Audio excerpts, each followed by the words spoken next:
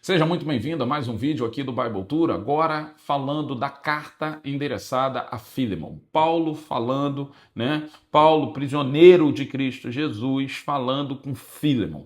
Nós vemos aqui, é uma carta pequenininha, mas que precisa ser interpretada pelo menos por duas perspectivas.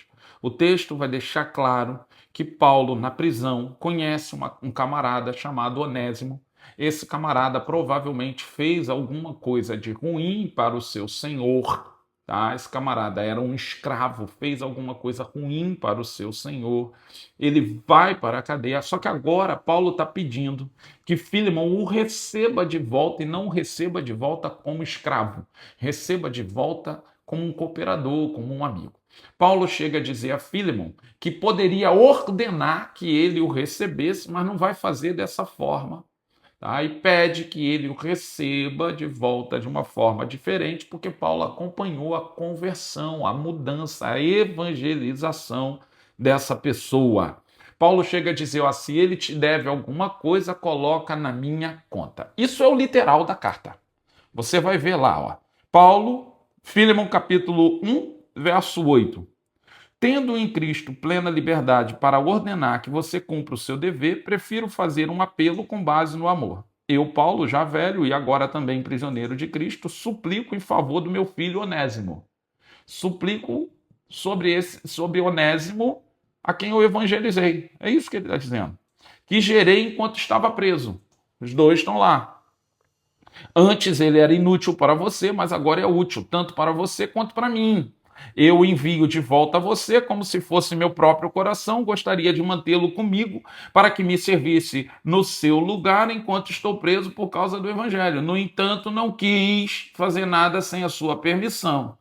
Vamos lá. Talvez, verso 15, ele tenha se separado de você por algum tempo para que você o tivesse de volta para sempre, não mais como escravo, mas muito além de escravo, como irmão amado.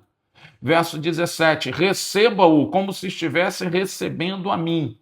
Verso 18, se ele te prejudicou em algo, ponha na minha conta, eu pagarei. Observa que Paulo está intercedendo por Onésimo, está falando com Filemon. Esse cara pode não ter sido legal, ele pode ter te defraudado de alguma forma, coloca na minha conta e receba-o não mais como escravo, receba como irmão, porque ele é um filho meu na fé. Isso é o literal da carta. Agora, tudo nos leva a crer que essa carta aponta para o que Cristo faz. É exatamente isso que Cristo faz na justificação dos seus filhos. Nós, quando éramos escravos do pecado, Jesus Cristo morre na cruz do Calvário, justifica o nosso pecado e é o maior intercessor diante de Deus, para que Deus nos receba não mais como um pecador, mas como um justo em Cristo Jesus. A carta a Filemon precisa ser lida no literal, um Paulo falando com Filemon, intercedendo pela vida de Onésimo, que agora é uma nova criatura.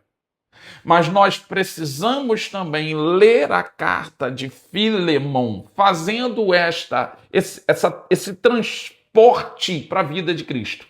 É como Cristo intercedendo por nós diante de Deus, para que Deus nos receba não mais como escravo, porém como um filho convertido. Então, o objetivo desse livro é interceder por Onésimo, um escravo fugitivo que havia se convertido ao cristianismo. Paulo pede a Filemon que receba Onésimo não mais como escravo, porém como um irmão. Filemon aponta para Cristo como um grande reconciliador, e a gente já viu essa expressão. A intercessão de Paulo por Onésimo é um reflexo da intercessão de Cristo por nós, que embora fôssemos escravos do pecado, fomos aceitos como filhos e irmãos em Cristo Jesus. Mais uma vez, o que a gente está vendo aqui é a graça transformadora.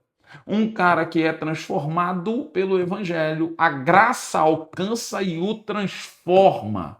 Convertido não é quem aceita, é quem permanece e é transformado por Jesus Cristo. É isso que o texto está mostrando. É um texto muito curtinho. Você vai ver com facilidade essa história de Fílemon, de Paulo intercedendo junto a Fílemon por Onésimo. Você agora entende que isso também remete a Jesus intercedendo por nós junto a Deus.